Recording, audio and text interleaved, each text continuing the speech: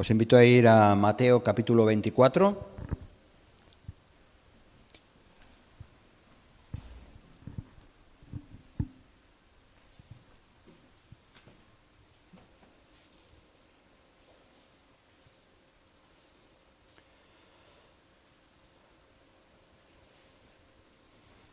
Mateo capítulo 24. Vamos a acabar este capítulo, uno de esos capítulos tan complicados, pero que nos ha estimulado, yo creo que por lo menos nos ha generado muchas preguntas, que eso ya es importante, porque si no, muchas veces pasamos por encima de textos de la palabra y ni nos paramos, ni no intentamos ni siquiera entender lo que está diciendo las Escrituras cuando realmente es revelación de parte de Dios. Estuvimos viendo, a ver si esto me funciona desde el principio. Como digo, estamos llegando ya al final. Sí, perfecto. Vamos a leer a partir del versículo 32. Mateo 24, versículo 32. Vamos a leer.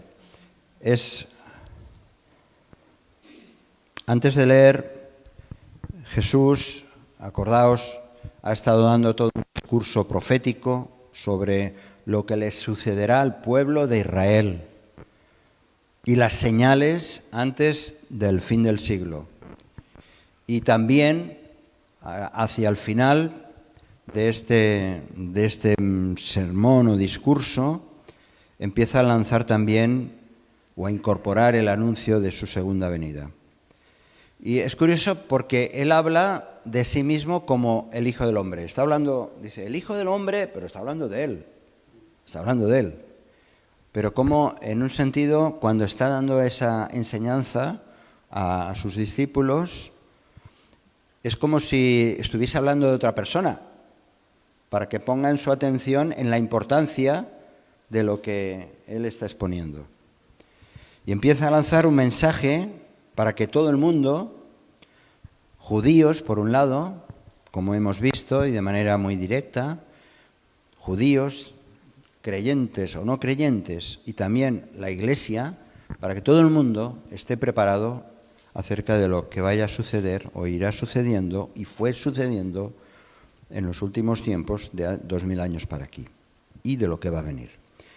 Como hemos visto, este sermón o este discurso, esta explicación de Jesús está dirigida especialmente al pueblo de Israel y al mismo tiempo lanza ese mensaje para todos aquellos que, habiendo nacido de nuevo, seremos un día, o serán, si el Señor no nos llama antes, arrebatados para recibirle en los cielos.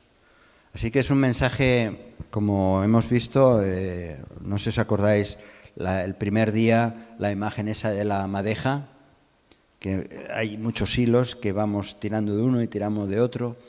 Hay otras ilustraciones, ¿no? Y por eso a veces no lo entendemos bien, porque se superponen una serie de datos y de profecías. Bien, pues vamos a leer esta última parte del versículo 25, del 32 al 51. Tenemos por ahí... Sí, espera, ¿está encendido? Gracias.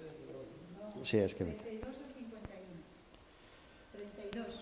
Versículo 32 al 51 y por favor, a ver, pues son un par de versículos cada uno, por favor. 2 versículos cada uno. Acercaros bien al micro. Mireu la figuera i apreneu-la lliçó. Quan les seves branques es tornen tendres i comencen a treure fulla, coneixeu que l'estiu és a prop. Igualment, quan veureu tot això, sapigueu que ell és a prop, que ja és a les portes. Molt bé, hasta aquí. Acercaros bien, a la boca, no al bolsillo. De cierto, os digo que no pasará esta generación hasta que todo esto acontezca. El cielo y la tierra pasarán, pero mis palabras no pasarán. Pero de aquel día y de aquella hora nadie sabe, ni aun los ángeles del cielo, sino solo mi Padre. Mas como en los días de Noé, así será la venida del Hijo del Hombre.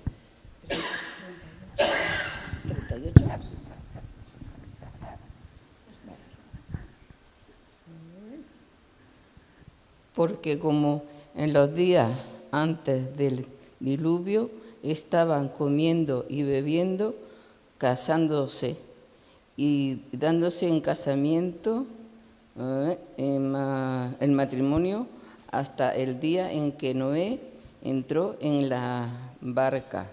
En el arca. En el arca. Bueno, y, sí, no barca. y no se dieron cuenta basta que vino el diluvio y se los llevó a todos. Así será también en la venida del Hijo del Hombre. Entonces estarán dos en el campo, el uno será tomado y el otro será dejado. Dos mujeres estarán moliendo en los molinos, la una será tomada y la otra será dejada.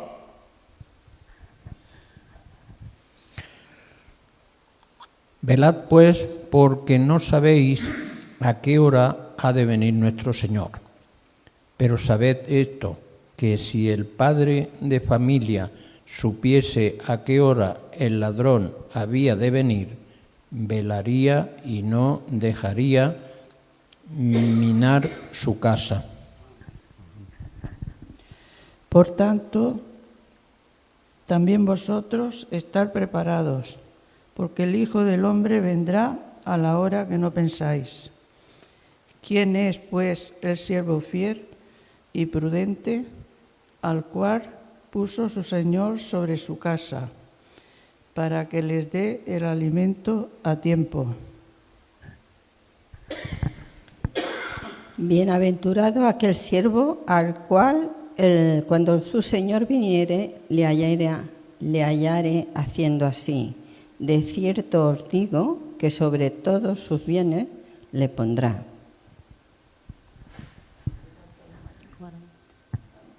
Cuarenta y 48.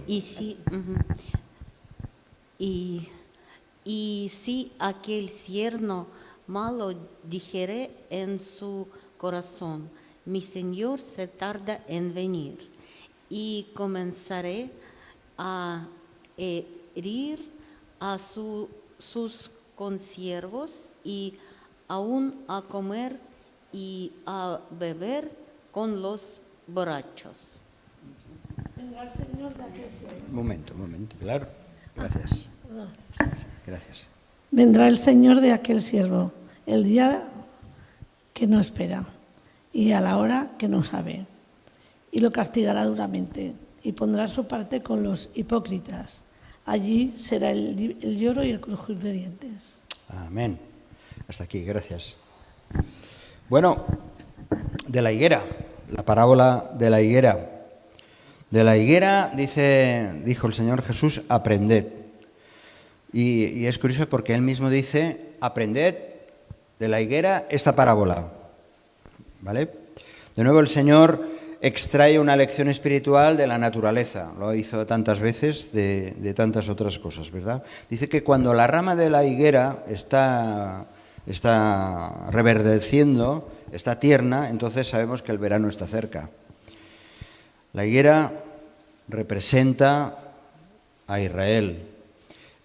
Vamos a Mateo capítulo 21, versículos 21, capítulo 21, versículos del 18 al 22. Encontramos aquel momento en el que Jesús dice que por la mañana, volviendo a la ciudad, tuvo hambre, viendo una higuera cerca del camino, vino a ella y no halló nada en ella, sino hojas solamente. Y le dijo, nunca jamás nazca de ti fruto. Y luego se secó la higuera. Viendo esto, los discípulos decían maravillados, ¿cómo es que se secó enseguida la higuera? Respondiendo Jesús les dijo, de cierto os digo, que si tuvierais fe y no dudarais, No solo haréis esto de la higuera, sino que si a este monte dijerais, quítate y échate en el mar, será hecho. Y todo lo que pidiereis en oración, creyendo, la recibiréis. La higuera en muchos aspectos representa, simboliza al pueblo de Israel. Durante cientos de años, podríamos casi hablar de casi miles de años, 2 por lo menos, Israel ha estado adormecida, Israel ha estado sin gobierno, ni tierra propia, ni templo, ni sacerdotes, sin identidad nacional. El pueblo judío ha estado realmente esparcido por todo el mundo, esto lo sabéis bien, y en el año 48 del siglo pasado, en 1948, vino a ser entonces una nación, después de la Segunda Guerra Mundial, una nación con su propia tierra, con su gobierno, con su moneda, con toda su industria, hasta el punto que aún en los desiertos, ¿verdad?, florecieron vergeles y son conocidos los frutos de Israel. Pero nacionalmente podríamos decir que su rama se está poniendo verde. Ya sabemos las historias que están ocurriendo ahora mismo. Dice el versículo 33 de Mateo, dice, así también vosotros, cuando veáis todas estas cosas, conoced que Él, el Hijo del Hombre, está cerca. A las puertas, ha leído en catalán, a la porta, ¿no? Está a la porta Jesús. Cuando vemos que esas ramas verdes se están reverdeciendo, algo empieza a ocurrir.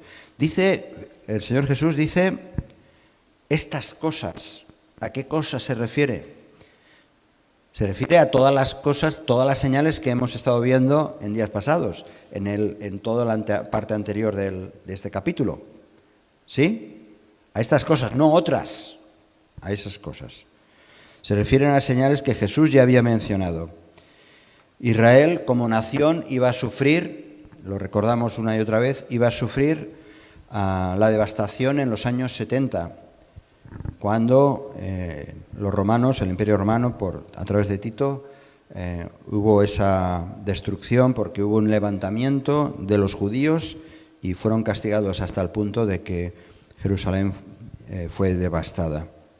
Ahora, si fuéramos, antes estaba hablando yo de una imagen así como una madeja, ¿no? Que todo esto es como una madeja que vamos sacando hilos por aquí, por allá, pero hay otra imagen, otra ilustración que a mí me gusta, que es la idea de lo que es tridimensional. No sé si habéis visto una foto o a veces ahora hay estas películas que te pones unas gafas, ¿verdad? Y ves en 3 dimensiones, ves un fondo, ¿no?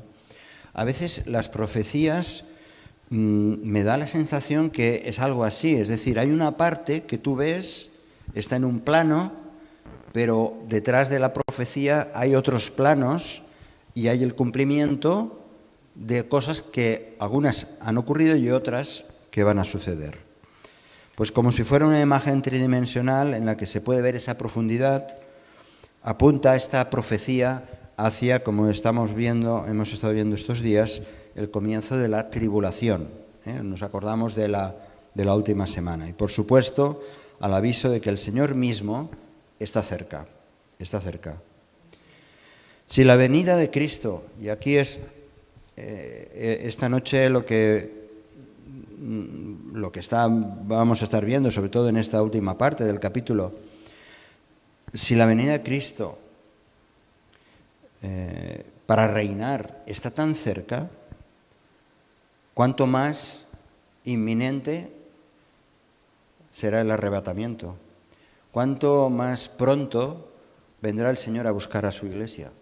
Si todas esas señales que poquito a poco se van vislumbrando, qué importante es ser conscientes que cuanto más cerca estamos de su advenimiento, de su segunda venida, entonces las cosas nos las hemos de tomar de otra manera. Vamos a recordar un pasaje que hemos leído mucho en estas semanas, es en Primera Tesalonicenses, capítulo 4. Primera Tesalonicenses, capítulo 4. En esta noche yo quisiera que pusiéramos toda nuestra atención en el hecho de que el Señor viene. Primera Tesalonicenses, capítulo 4. ¿Lo tenéis? ¿Alguien lo tiene? Vamos a ver, por aquí. Versículos del 13 al 18. Espera un momentito que lo tengan todos.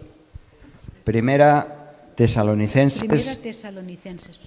Primera Tesalonicenses 4. Capítulo 4. Del 13. Versículos del 13 al 18. ¿Lo tenéis? Venga. Y no queremos, hermanos, que ignoréis acerca de los que duermen, para que no os entristezcáis como los demás que no tienen esperanza. Porque si creemos que Jesús murió y resucitó, así también traerá Dios con Jesús a los que durmieron en él. Por lo cual os decimos esto por la palabra del Señor, que nosotros los que vivamos, los que hayamos quedado hasta la venida del Señor, no precederemos a los que durmieron. Porque el Señor mismo, con voz de mando, con voz de arcángel y con trompeta de Dios, descenderá del cielo, y los muertos en Cristo resucitarán primero. Luego nosotros, los que vivamos, los que hayamos quedado, seremos arrebatados juntamente con ellos en las nubes para salir al encuentro del Señor en el aire, y así estaremos siempre con el Señor. Por tanto, alentaos los unos a los otros con estas palabras. Es uno de esos pasajes preciosos que al mismo tiempo eso te hace temblar, porque dices, esto va en serio, esto va en serio, esto va en serio, el Señor viene y vendrá a buscar a su iglesia amada. Después de referirse el Señor, volvemos a Mateo, después de referirse a la higuera, Jesús añadió, no pasará, versículo 34, dice, no pasará esta generación hasta que todo esto acontezca. Y ya estamos con uno de esos versículos de lo también complicados, porque aquí también hay quienes ven, cuando hablan de esta generación, de a qué generación se refiere Jesús. ¿A qué generación se refiere? Bueno, hay varias interpretaciones. Yo os las expongo y como decía antes, para mí son planos superpuestos. Pero vamos a ver, tres, rápidamente. Una de ellas, como profecía, se puede referir, siguiendo un poco la historia de lo que hemos estado viendo, de que es una profecía dirigida al pueblo de Israel, podemos decir que esa generación tiene que ver con los coetáneos, aquellos que convivieron con Jesús, esa generación, y que 40 años más tarde, después de promulgar esta profecía, de alguna manera se cumplió, y que dice que estas cosas, hasta que todo esto acontezca, hay quienes dicen que simplemente tiene que ver con lo que iba a suceder después de 40 años, esa generación. Algunos de los mismos discípulos serían testigos oculares de que esas cosas, muchas de las que se habían profetizado, como en un primer plano, se estaban cumpliendo. También hay otro punto de vista que nos habla que es la gente que vea, cuando veas resurgir de nuevo Israel como nación, o sea que cuando apuntamos ya aquí lo que hemos estado aprendiendo un poco de la última semana, cuando sea el comienzo de la tribulación, viendo al Señor Jesús viniendo de las nubes para el cielo, desde el cielo para reinar. Y hay otra tercera que tiene que ver, cuando habla de generación, la generación, esta palabra entendida, se entiende también como raza, como la traducción del término griego, significa gente de un mismo grupo, generación, gente de un mismo grupo, de una misma familia, de una misma raza. Hay textos que nos hablan de generación a generación, como el Señor Jesús lo menciona en otros momentos. De modo que Jesús parece también que está prediciendo que la raza judía o la familia de los judíos sobrevivirían para ver el cumplimiento de todas estas cosas. Y en un sentido podemos decir, bueno, efectivamente, a pesar de haber sido esparcidos por todo el mundo, han regresado a Israel, a la tierra de Israel, y de nuevo se está ahí construyendo desde el año 48 una nación que está ocupando su lugar. Una nación que, por cierto, no está aceptando al Mesías, aunque sí hay unos cuantos judíos que van conociendo al Señor. Uno de los mensajes que hemos recibido estos días precisamente es de un pastor que está cuidando de una iglesia de creyentes allí en Israel. Así que, ¿a qué generación se refiere? Bueno, cualquiera de estas, podemos entender, yo no voy a decir una ni otra, pero lo que sí está claro es que el Señor lo que sí está diciendo es que, dice, no pasará esta generación hasta que todo esto acontezca. Todo esto no ha acontecido. Sí que han acontecido cosas en el pasado, pero no todo ha acontecido. ¿Sí? Desde luego, el énfasis que Jesús dice, el versículo siguiente, también nos da una pista. Dice que no pasará esta generación hasta que todo esto acontezca. El cielo y la tierra pasarán, pero mis palabras no pasarán. El cielo y la tierra pasarán. Y al hablar del cielo pasando, se estaba refiriendo a los cielos pues estelares, atmosféricos, lo que podemos ver al firmamento azul sobre nosotros, no aquel cielo que es la morada del Eterno, de Dios. Mirar 2 Corintios, capítulo 12, 2 Corintios, capítulo 12, versículos del 2 al 4, que nos habla de la morada. 2 Corintios 12, del 2 al 4, y luego pediré que otro hermano o hermana lea 2 de Pedro, capítulo 3, versículos del 10 al 13. Así que 2 Corintios 12, del 2 al 4, ¿quién tiene aquí? ¿Este texto lo tienes tú? Bien. 2 Corintios. Conozco a un hombre en Cristo que hace 14 años, si en el cuerpo, no lo sé, si fuera el cuerpo, no lo sé, Dios lo sabe, fue arrebatado hasta el tercer cielo. Y conozco al tal hombre, si en el cuerpo o fuera del cuerpo, no lo sé, Dios lo sabe. Fue arrebatado al paraíso, donde oyó palabras inefables que no le es dado al hombre expresar. Cuando dice el Señor, el cielo y la tierra pasarán, no se refiere a ese cielo que tiene que ver con el paraíso, menciona el paraíso. Y el otro texto de 2 Pedro, capítulo 3, ¿quién lo tiene? 2 de Pedro, capítulo 3, versículos 10 y 13. Del 10 al 13.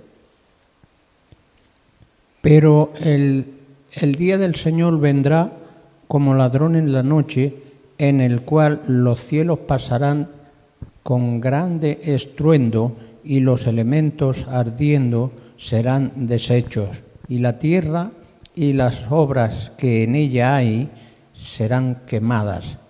Puesto que todas estas cosas han de ser deshechas, ¿cómo no debéis vosotros andar en santa y piadosa manera de vivir? Amén. Esperando y apresurándoos para que la venida del día de Dios, en la cual los cielos encendiéndose serán deshechos y los elementos siendo quemados se fundirán. Pero nosotros esperamos, según sus promesas, cielos nuevos y tierra nueva, en los cuales mora la justicia.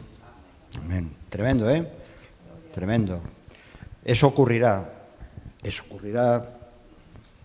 ahora veremos, que no sabemos cuándo, pero eso ocurrirá. Y cuando el Señor está diciendo, el cielo y la tierra pasarán, cuando todo eso ocurra, todavía mis palabras permanecerán.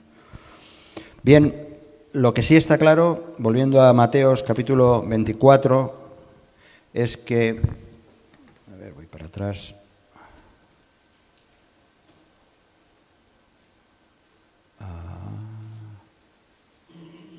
Ya me he equivocado. Bueno, no es la parábola de la higuera. Leemos el día y la hora. Realmente de todo esto no se conoce. A partir del versículo 36 al 44 vemos que realmente hay un reloj que no conocemos. Hay un calendario que no lo tenemos. Jesús, después de haber hablado de señales, como hemos estado viendo, Él quiere dejar claro que en cuanto al día y a la hora, nadie lo sabe. Así que toda advertencia contra la tentación a establecer fechas, a establecer días y horas y años, eso está totalmente en contra de los planes de Dios. Y por desgracia, a lo largo y no hace demasiado tiempo, por desgracia, hay quien ha estado dando fechas y siguen dando fechas del final del mundo. Tengamos esto bien absorbido en nosotros, de que no sabemos cuándo. Dice que no os toca, en Hechos capítulo 1, versículo 7, decía el Señor Jesús: no os toca a vosotros saber los tiempos o las sazones que el Padre puso en su sola potestad. No os toca a vosotros, no nos toca a nosotros, no nos toca a nosotros. Por eso Él dice que en cuanto al día y hora exactos de su segunda venida, nadie sabe. Dice, ni aun los ángeles del cielo, sino solo mi Padre. Aunque a los que vivan antes del regreso de Cristo no sabrán su día u hora, parece que los que estén familiarizados con estas profecías quizá puedan saber una aproximación cuando estén en esos 3 años y medio.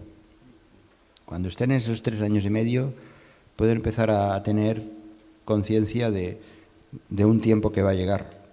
Pero no es en nuestro caso. ¿Y cuándo ocurrirá eso? Cuando sea levantado, y no voy a ir a todos los textos que tengo, que los hemos visto estos días, cuando sea levantada la imagen idolátrica en el templo, que esa es la gran señal, esa es la gran señal. Hay un día fijado, es el día que se llama, que encontramos en las Escrituras, es el día de Jehová.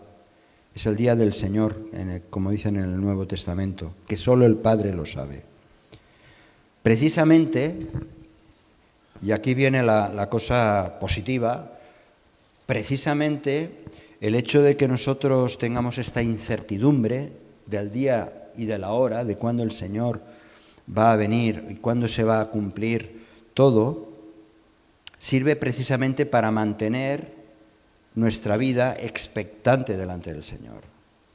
Porque parece que lo entendemos como forma parte de nuestra fe, pues sí, el Señor viene, pero no tenemos una plena conciencia de que el Señor está viniendo y de que hay un día y una hora que solamente el Padre lo sabe y que el Señor va a venir. El Señor Jesús va a venir a buscar a los suyos. Precisamente esta incertidumbre es, como dice Pablo, va a ser para unos olor de vida para vida, mientras que para otros va a ser olor de muerte para muerte. Y para el pueblo de Dios, para su iglesia será de vida para vida. Pero en aquellos tiempos, nos dice aquí, hemos leído antes, dice, mas como en los días de Noé, así será la venida del Hijo del Hombre, porque como en los días antes del diluvio estaban comiendo y bebiendo, casándose y dándose en casamiento, hasta el día en que Noé entró en el arca. Claro, todo el mundo come, bebe, se casa y seguimos viviendo, y podríamos decir, bueno, pues eso no tiene ninguna importancia. No, claro, la vida sigue, pero lo cierto es de que fue creciendo tanta maldad que Dios puso juicio sobre la humanidad, y lo mismo está ocurriendo ahora. Será cuando Cristo regrese, efectivamente, la maldad va creciendo. ¿Cuánto más? No lo sé, no lo sabemos. ¿Cuántas más guerras han de ocurrir? No sabemos. ¿Cuántos terremotos? ¿Cuántas pandemias? Hasta que se ponga en marcha de nuevo el reloj. No lo sabemos. Ni tenemos que preocuparnos de eso.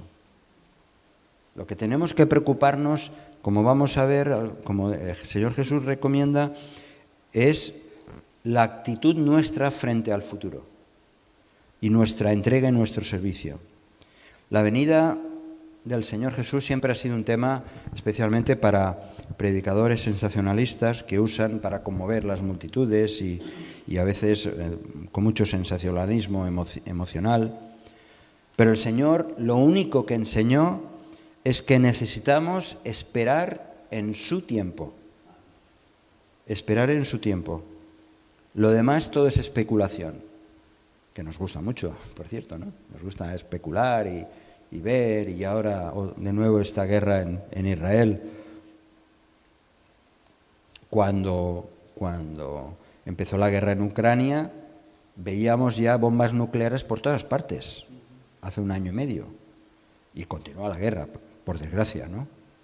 Y preguntemos a cualquier rincón del mundo donde hay situaciones así, es como si fuera eso el fin del mundo. La venida de Cristo será cuando el propósito de Dios esté cumplido. Dice versículo 36, pero el día y la hora nadie sabe, ni aun los ángeles de los cielos, sino solo mi Padre. Dios es soberano, tiene el mundo en sus manos, Dios está dirigiendo la historia de la culminación que Él planeó, por lo tanto, la venida del Señor será sorpresiva. Versículos del 37 al 39, lo hemos leído, ¿verdad? Dice, entonces, versículo 39, no entendieron hasta que vino el diluvio y se los llevó a todos. O sea, hasta que no vino el diluvio, no lo entendieron. Y esa es lo que realmente va a ocurrir. No, por mucho que le demos vueltas o le den vueltas, hasta que no ocurran los hechos, esta humanidad no va a tener conciencia de que Dios está poniendo juicio en esta tierra. Además, vemos detalles importantes, que eso tiene que ver con nuestra vida. La venida de Cristo traerá separación.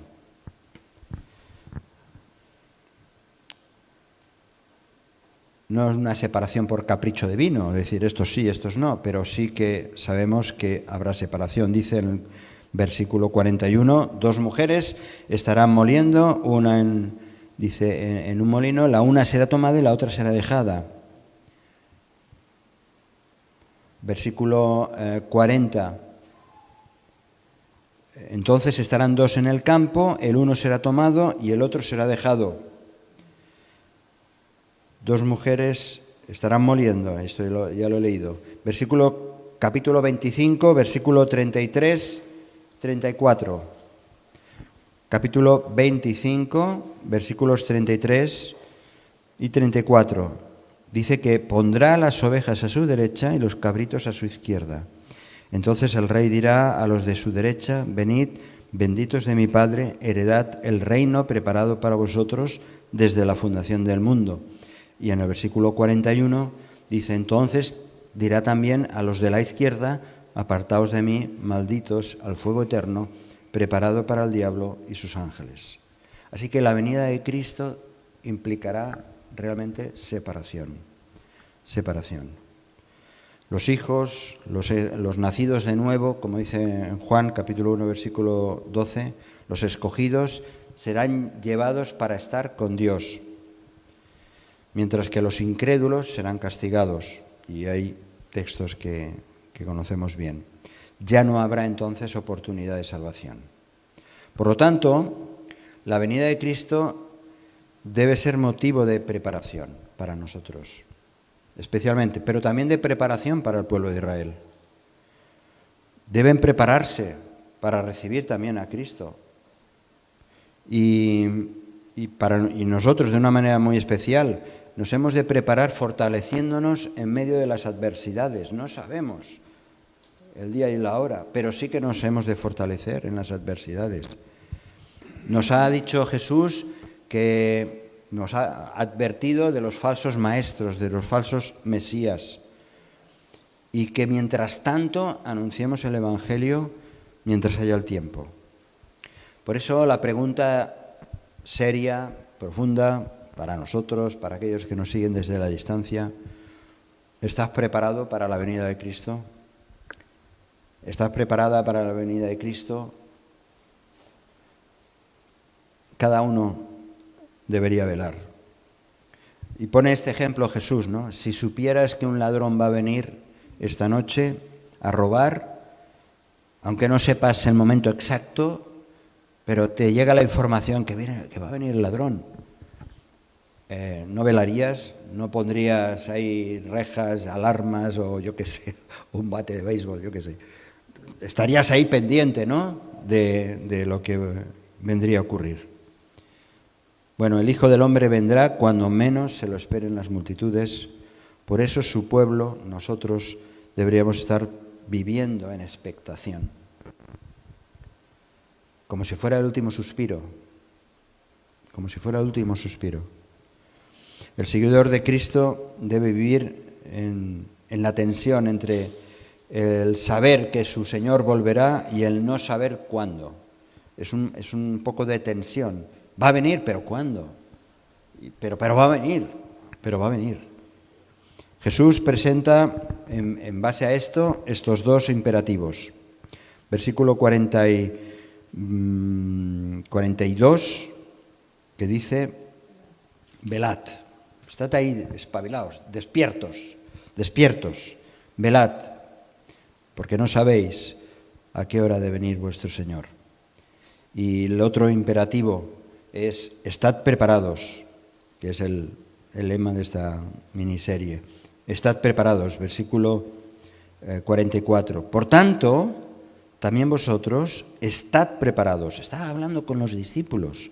Estad preparados, porque el Hijo del Hombre vendrá a la hora que no pensáis. Y esos discípulos murieron. Aquellos murieron.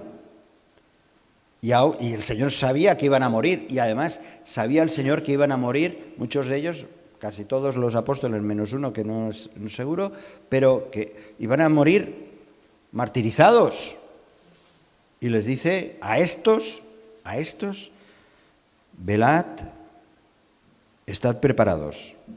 Claro, es un mensaje, es lo que decía antes, ¿no? Es un mensaje que trasciende al año 33 o 34, cuando dijo estas palabras el Señor Jesús. Trasciende a los siglos. Y nos llega también hasta nosotros. Velad, estad preparados.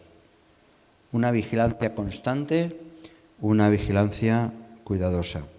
Jesús describe lo que pasa cuando el dueño de la casa no toma las medidas apropiadas. El versículo 43, sabed que si el padre de familia supiese a qué hora de ladrón velaría y no dejaría minar su casa. Si no vela, si no está pendiente, entonces sí que viene el ladrón. En otro sentido, ¿verdad? Que Jesús dice que vendrá como ladrón en la noche, como un ladrón en la noche, es decir, no sabes cuándo. Y acaba el capítulo con esta parábola, la parábola del siervo fiel y del malvado. Versículos del 45 en adelante. ¿Quién es, dice pues, el siervo fiel y prudente, el cual puso su señor sobre su casa para que les dé el alimento a tiempo? Este capítulo que hemos considerado estos días acaba con una parábola donde el Señor Jesús muestra que un siervo manifiesta su verdadero carácter por cómo se comporta frente a la venida de su Señor. De los siervos o de los esclavos, entonces, se esperaba todo porque tenían que atender las cosas de la casa de la cual eran esclavos. Pero da a entender que habían siervos o esclavos que no eran ni fieles ni prudentes, porque el siervo fiel y prudente es aquel que es hallado cuidando de la casa, en este caso del creyente que está cuidando de lo que Dios ha puesto en sus manos. Por eso tal persona será honrada. Él habla de esto. Bienaventurado, versículo 46, bienaventurado aquel siervo al cual, cuando su Señor venga, le halle haciendo así. El siervo fiel y prudente es aquel que está pendiente de las cosas de su Señor. Mientras que el siervo malo, dice aquí el versículo 48, el Señor Jesús dice: si aquel siervo malo dijere en su corazón, mi Señor tarda en venir, y empieza a golpear incluso a sus consiervos, a su prójimo, ¿no? Tiene mal humor y está enfadado, no está pendiente de la venida de su siervo, sino que además, confiado de que su Señor, va a venir, entonces reacciona incluso mal con su prójimo. Y esa conducta demuestra que no está listo para el reino. Así que al llegar el rey, ¿qué ocurre? Vendrá el Señor de aquel siervo en día que éste no espera y a la hora que no sabe, y lo castigará duramente y pondrá su parte con los hipócritas. Allí será el lloro y el crujir de dientes. Siempre una ilustración que lo lleva al extremo. Jesús utiliza una parábola para llevarlo al extremo. Y como nos estaba diciendo nuestro hermano Daniel este domingo, las parábolas no todo tiene un significado, pero sí hay una lección detrás. Esta parábola, por lo tanto, se refiere al regreso visible de Cristo a la tierra como el Mesías, como el Rey. Pero, en principio, lógicamente se aplica también al arrebatamiento. Muchos que profesan ser cristianos muestran una hostilidad contra el pueblo de Dios, una falta de confraternización, o todo lo contrario, mucha confraternización con los impíos, conviviendo con la maldad, y no están esperando el regreso de Cristo. Y para ellos significará juicio y no bendición. Así que esta parábola o estas últimas palabras de Jesús es una advertencia a los súbditos del reino, como lo que somos, mayordomos. Somos mayordomos para vivir correctamente, para servir fielmente, en todo momento, a fin de agradar a nuestro Señor y esperando su venida. Hay dos palabras en el versículo 45, una es fiel y la otra es prudente. ¿Quién es, pues, el siervo fiel y prudente? ¿Quién es el siervo fiel y prudente? Esta palabra fiel traduce de término griego pistos y significa aquel que es fiel en la obediencia o que practica la fidelidad en su vida y que está dispuesta a servir continuamente a su rey, a su Señor. En cambio, la palabra prudente son dos palabras que dice fiel y prudente. En cambio, la palabra prudente significa uno que es juicioso y mira dónde pisa.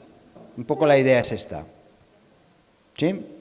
No os preocupéis, si hay sillas, será por sillas. Fiel y prudente. Fiel es aquel que es fiel en obediencia. Prudente, aquel que es juicioso y mira dónde pisa. Y la única manera de estar preparado para la venida del Señor es estar preparado siempre. Si este mensaje te ha bendecido o te ha ayudado en algo, puedes suscribirte a nuestro canal de YouTube. También conocerás nuestra comunidad, la Asamblea Bíblica del Camp de Tarragona, en Cambrils, España, a la que estás cordialmente invitada o invitado. También puedes seguirnos por las redes sociales. Los enlaces los encontrarás aquí abajo y podrás visitar nuestra página, así como conocer nuestros programas radiales y podcasts de Yum Radio. ¿Qué? ¿Te suscribes ya a nuestro canal?